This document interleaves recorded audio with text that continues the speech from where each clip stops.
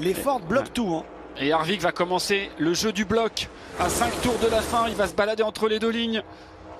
Mais c'est dur pour lui, ça va être dur de garder la tête jusqu'au bout. Hein. Ouais, il sait faire hein, avec son expérience. Voilà, les deux coéquipiers là, gardez un œil sur eux, là, la 6 et la 17 de chez RFK.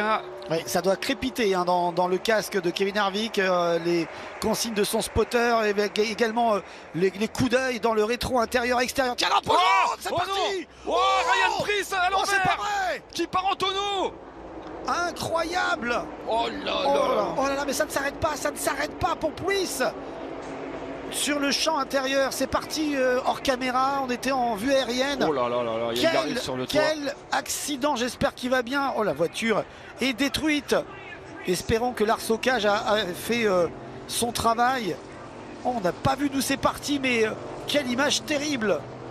Quelle image terrible, s'il vous plaît. Faites que le pilote aille bien.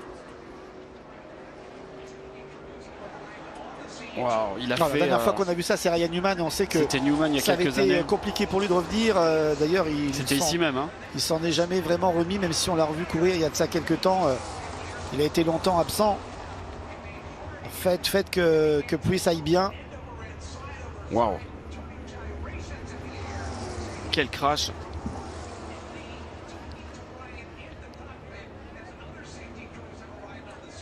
Et encore, on a vu en vue aérienne, c'était terrible. La vitesse aussi à laquelle il est parti en tonneau.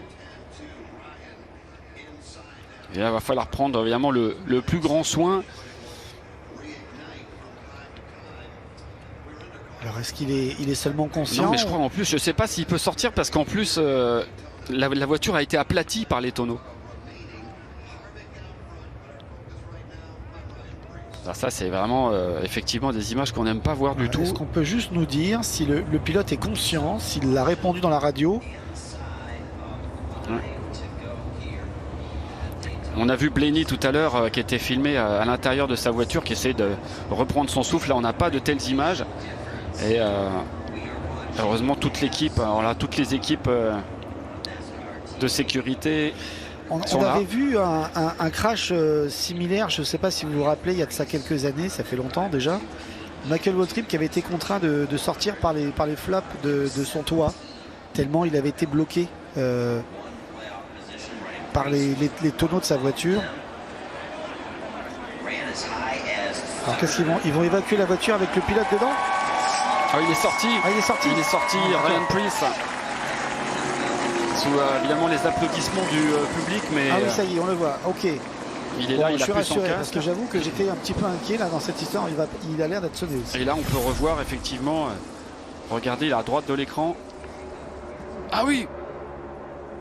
Oh là là. Oh, c'est Briscoe en fait qui vient le percuter. Oh là là, c'est terrible. Oh là là. Alors là. Oh. Mais en fait, c'est pas Briscoe. Je crois qu'il touche. Il y a une poussette derrière lui. Je crois que c'est derrière lui. Bon, alors là, c'est terrible. Je me demande si c'est pas une voiture bleue et orange là qui le pousse. C'est pas Eric Jones, ça? C'est peut-être Eric Jones. Ouais, et là, il est poussé, il part en travers. Et là. Voilà. Ah oui, bah c'est l'air qui passe en dessous et le fond plat fait la différence. Et la next-gen était programmée, mais non, c'est impossible. Il y a les lois de la physique à un moment. La next-gen était programmée pour éviter aux voitures de décoller comme ça, mais vous pouvez pas empêcher une voiture. Regardez ça. Ça, c'est malheureusement, c'est combien de tours? Combien de tours? Ça, on verra ça pendant des années. Hein, quand. Oh, c'est terrible, terrible. Et en plus, il rebondit, il repart encore. Mais il monte au moins à 4 mètres, 5 mètres. C'est impressionnant. Ça ne s'arrête jamais. Ça s'arrête jamais. J'espère qu'il n'aura pas de séquelles. Hein.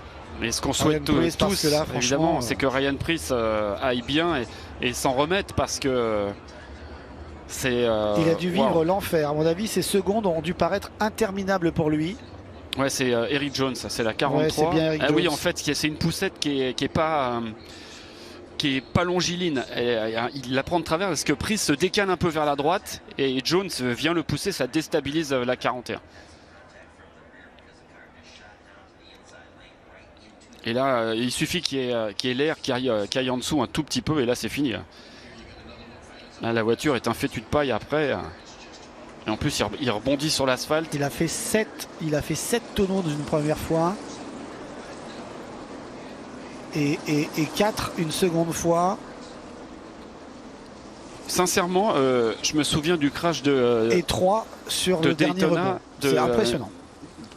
De Ryan Newman. Je crois que j'ai jamais vu une voiture aller si vite, faire des tonneaux en l'air et aller si haut. Là, on En va fait, parler, c'est un jouet.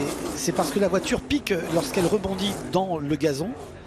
Et je pense qu'elle a dû s'enfoncer parce que c'est du gazon naturel. Ça fait des années qu'on n'avait pas vu ça. Vraiment, là ici, le rebond, là.